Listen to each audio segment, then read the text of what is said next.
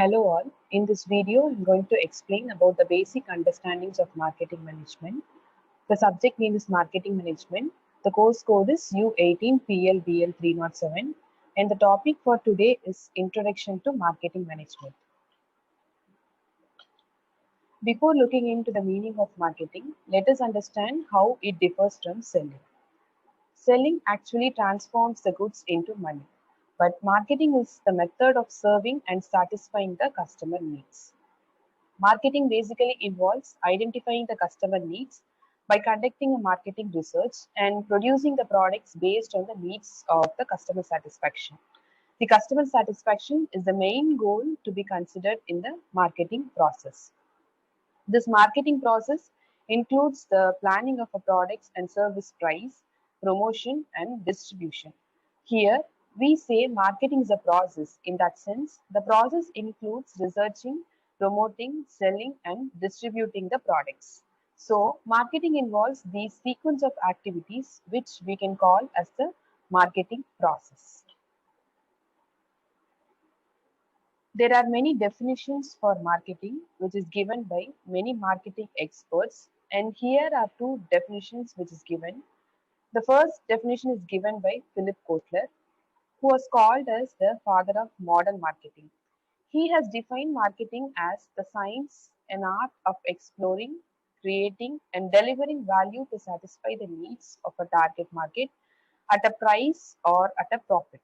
Here, Kotler comes up with explaining that marketing is an activity to satisfy the customer needs. So, the main aim is to analyze the customer needs and satisfy them. The second definition is from the American Marketing Association. They say that marketing management is the process of planning and executing the conception, pricing, promotion, and distribution of goods, ideas, and services to create exchanges that satisfy the individual and organizational objectives. Here, in this definition also, the main aim is to satisfy the individual customer needs. Now, let us see what are all the products and services that involves the marketing activity. There arises a question like what and which type of product can be marketed? And the answer will be that almost everything will be marketed. We will see what are all the different types of products and services that can be marketed, which we can refer to as the marketing elements, which is called as the marketing entities. The first entity which is involved in marketing is the goods. These are the main thing, and almost all the products that we use every day will be marketed. The examples are the canned goods, FMCG goods, and other goods like the refrigerators, televisions, etc. The second entity are the services. Almost all types of services will also be marketed, and the service sector includes the airline service, hotel service, car rental service, barber service, beautician service, lawyer service, doctor service, etc. Next is the event marketing. Events will also be marketed like the Olympic events, football events, World Cup events, and all. Then the fourth entity is the experience marketing. For this, we can say some examples of theaters, magic shows, or entering the haunted places in a mall. All these comes under the experience marketing. The next entity is the persons marketing, where it involves marketing of a celebrity or a famous person or a candidate who is contesting in an election. They involve in marketing themselves to get popularity and publicity. The sixth entity is the places marketing. This actually refers to the places like tourist places, amusement parks, and all. Many tourist places will be marketed to attract the tourist peoples. Next is the property marketing. Under this, the real estate properties, villas, high-rise buildings, gated communities, all these will be marketed. The eighth entity is the organization. Almost all the organization will involve in marketing themselves. Next is the information marketing. Information are also produced and marketed as a product. The best example is the YouTube and other social medias. The basic examples will be books, magazines, newspapers. They will all come under the information marketing. The next 10th entity is the ideas marketing. Here, all the products which is advertised will come up with some specific ideas which actually promote their brand. Let us see an example for this idea marketing. This is an example of a famous story of George Eastman. He was the founder of the Kodak brand. This was the film roll which was used earlier to take photographs. So George Eastman was in a meeting with his sales team. During that meeting, he came up with a question asking, "What do we sell?" The first reply from a salesperson was, "We sell cameras."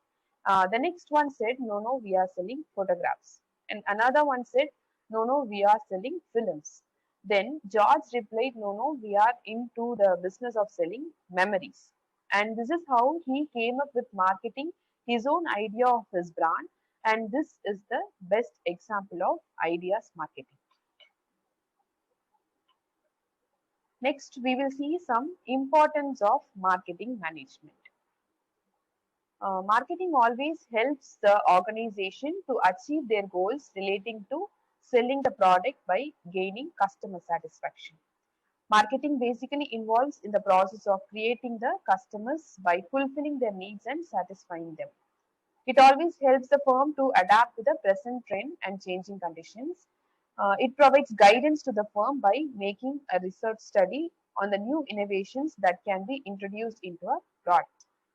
It also helps in the economic growth of the firm as well as the country.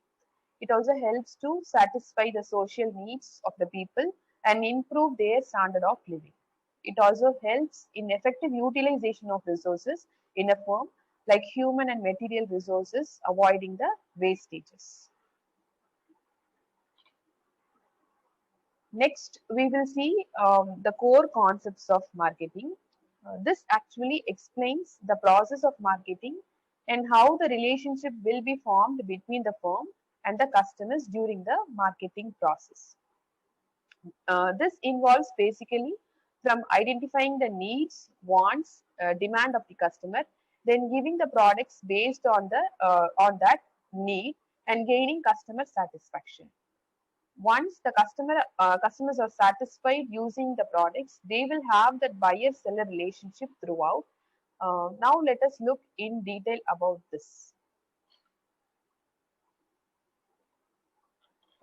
First step is to identify the basic need, want, and demand.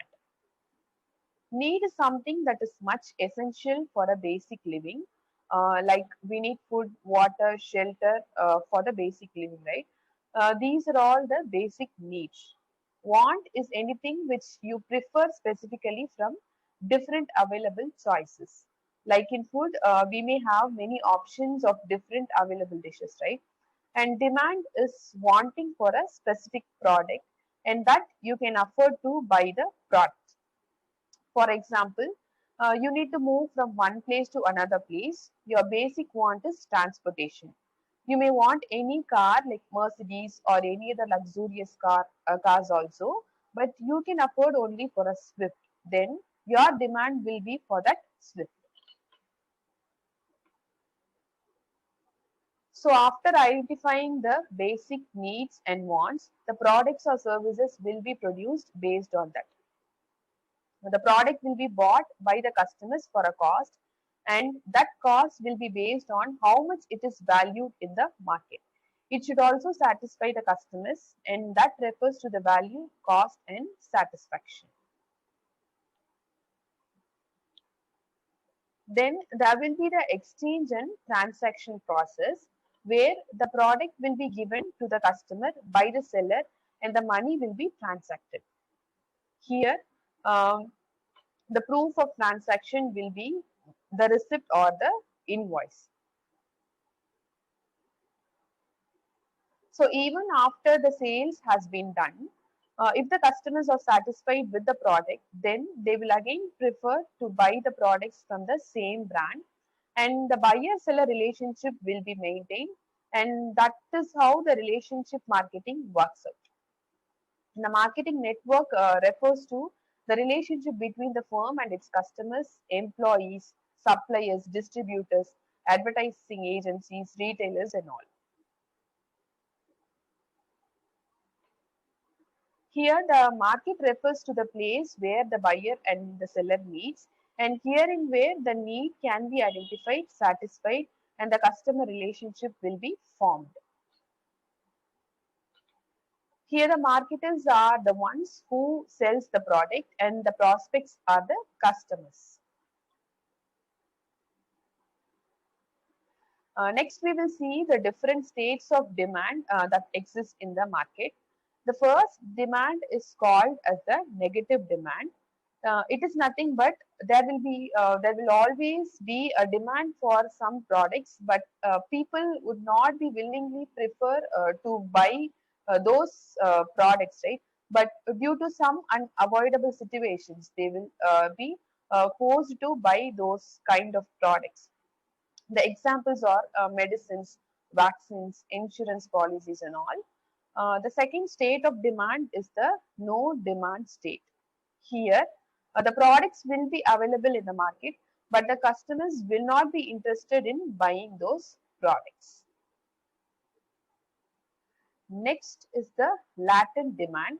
Here, it is a state of demand which cannot be satisfied at present.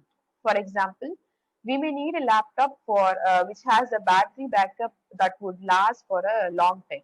This may not be possible at present, right?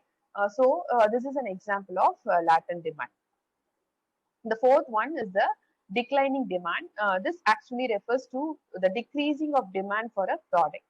The example here, the example is given for the latent demand. We may need a laptop which has a battery backup that will last for a long time, right? So that may not be possible. So that is an example for latent demand. The next demand is declining demand. It refers to a demand which for a product. It actually refers to a product. The demand for a product which is declining. The example is that there won't be much demand for products that moves out of trend, right? Like these Walkmans, VCD players, DVD players, and all. So this is an example for the declining demand. The next is the irregular demand. It is an inconsistent demand where we can say it is a seasonal demand, and this demand will be there for seasonal products like the air coolers and all. The next demand is called as the full demand, where the demand will be there throughout the year. For example, the products that we use every day, the fast moving consumer goods products, the medicines, and all the demands which will be there throughout the year. So that is called as the full demand. The next demand is called as the over full demand. Here, the demand will be greater than the ability to handle. At this kind of situation, the firm will involve in demarketing the product for a temporary period of time by raising the price. The best example for this kind of overfull demand is petrol. The last demand is called as the unwholesome demand. Here, the customers should not desire to get the product because of some negative social consequences. But even then, there will be a demand for these kind of products. Examples are these alcohols, drugs, and all. The next topic is the main concepts of marketing. So here are the 5 main concepts of marketing. The first one is the production concept. The second one is the product concept. The third one is the selling concept. The fourth one is the marketing concept, and the fifth one is the societal marketing concept. So these are the 5 main concepts of marketing, starting from production, product, selling, marketing, and societal marketing concept. The first concept is called as the production concept. Under this concept, the firm thinks that if the goods are made available at a cheaper rate, it can be sold easily in bulk amount. So, the companies involved in bulk production of those products. Examples are we can find these kind of cheap products everywhere, like in many e-commerce sites.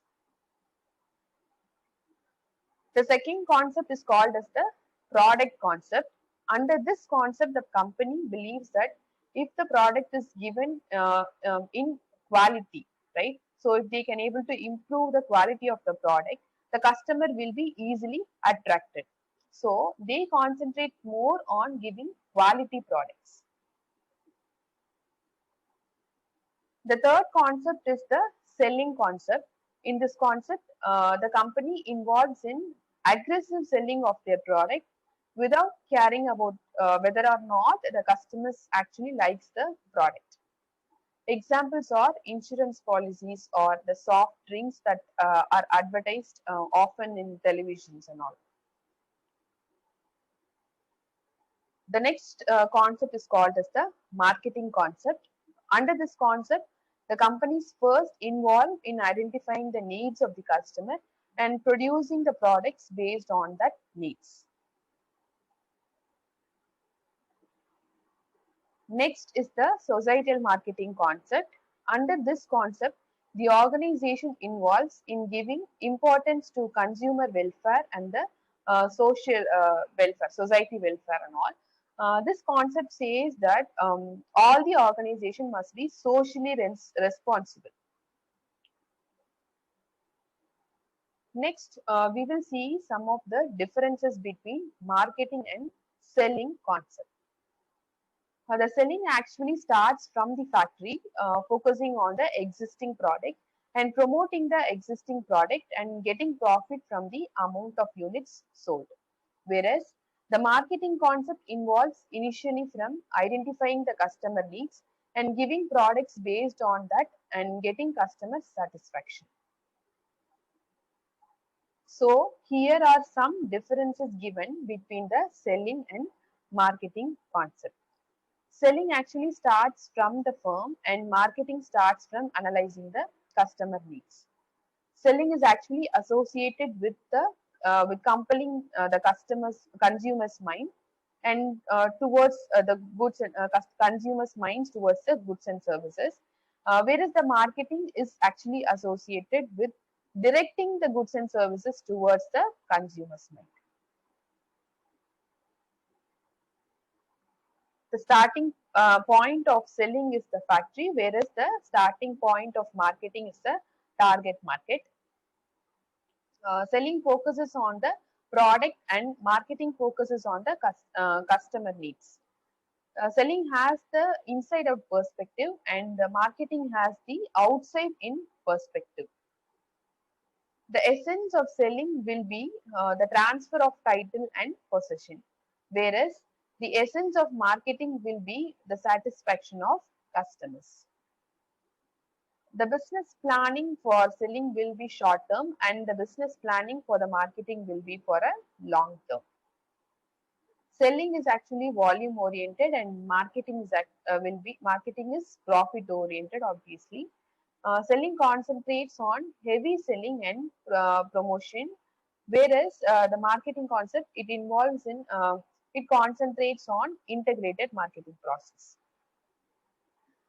The price for selling will be determined based on the cost incurred for production and the and under the marketing process, the price will be market determined. So these are the differences between selling and marketing concept. The next topic is various environmental factors affecting the marketing function. The factors can be classified as internal environmental factors and external environmental factors. The internal environmental factors are those that refers to the factors that exist within the firm. These factors are called as the controllable factor because the company has the control over these factors. The external factors are called as the uncontrollable factors as they are beyond the control of the firm. So here the explanation is given for the internal environmental factors and the external environmental factor.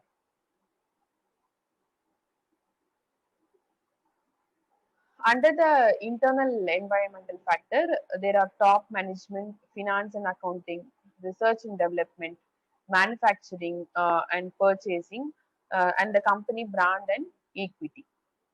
So, under the top management, there will be the higher authorities of a firm, like the shareholders, board of directors, CEOs, where they have the influence on the marketing decisions. Next is the finance and accounting department. They involve in allocating all the budgets and costs that are incurred for the marketing activities. Next is the research and development department. They involve in designing the product safe and attractive. Next is the manufacturing department. They are responsible for producing the product at the desired quality and quantity. Only then that can be marketed and sold. The purchasing department is responsible for procurement of raw materials for the production process. The company image refers in raising the finance actually, and forming the joint ventures and all for launching some new products. Next is the external environmental factors. It can be classified as micro environmental factor and macro environmental factor. So under micro environmental factors, we have suppliers, market intermediaries, ultimate customers, industrial customers, resellers, competitors, and public. And under the macro environmental factors, we have demographic factors, economic factors, technological factors, political and legal forces, then social and cultural forces. The first factor under the micro environment are the suppliers. The suppliers can also alter the competitive position of a firm. They are the raw material suppliers, energy suppliers, suppliers of labors and capital. Next is the market intermediaries. It refers to the market intermediaries like the wholesalers, retailers, agents and all, the distributing agency, market service agencies, and the financial institutions and all. Next factor is the customers, the ultimate customers. They may be the individual customers and householders.